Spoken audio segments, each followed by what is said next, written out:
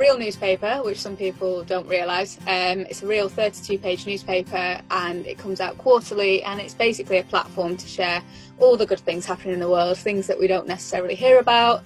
There's feel-good stories, but also real positive changes that are happening in the world that we might not hear about as well.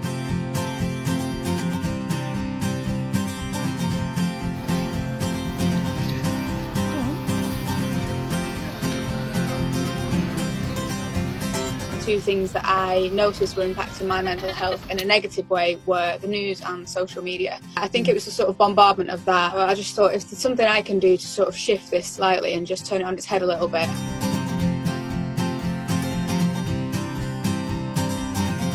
I realised it wasn't just me, and thought, well, if I can do this, and it was a bit of a novelty thing to start with. It wasn't supposed to be, well, I wasn't expecting all of this.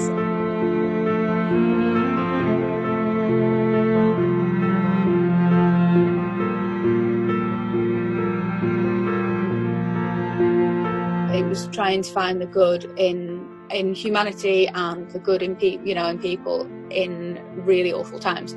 And then as I started to look for more positive news, I was finding all these things that I thought I wouldn't know about. These things, we're not seeing these incredible acts of kindness and positive changes in the world and stuff like that. So, I mean, I thought I'll do this first issue, and then everyone will realise that there is still good left in the world. And then obviously, as soon as people had the first issue, they were like, can't wait for the second issue. And I was like, oh my God, I'm doing a second issue.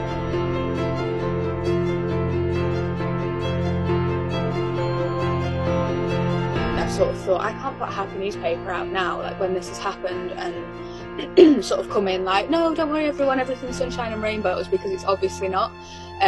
So I always acknowledge those things.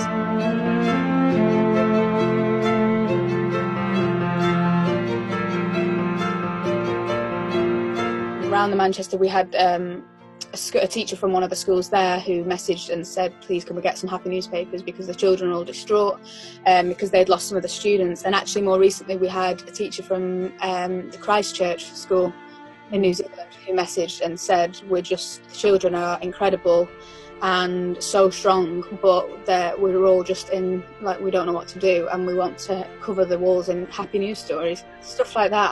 That is why I'm doing it. Well, yeah.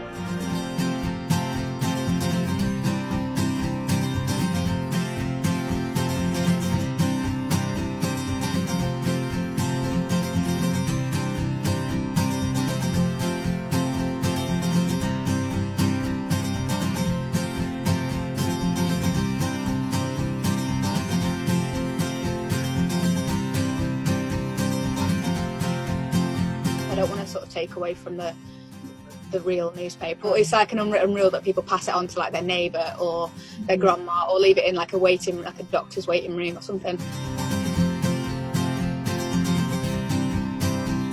The amazing thing with newspapers is the more subscribers and things you get, and wholesale orders lower the price of printing the newspaper, which therefore means we can lower the cost for schools and hospitals and places that I think need it.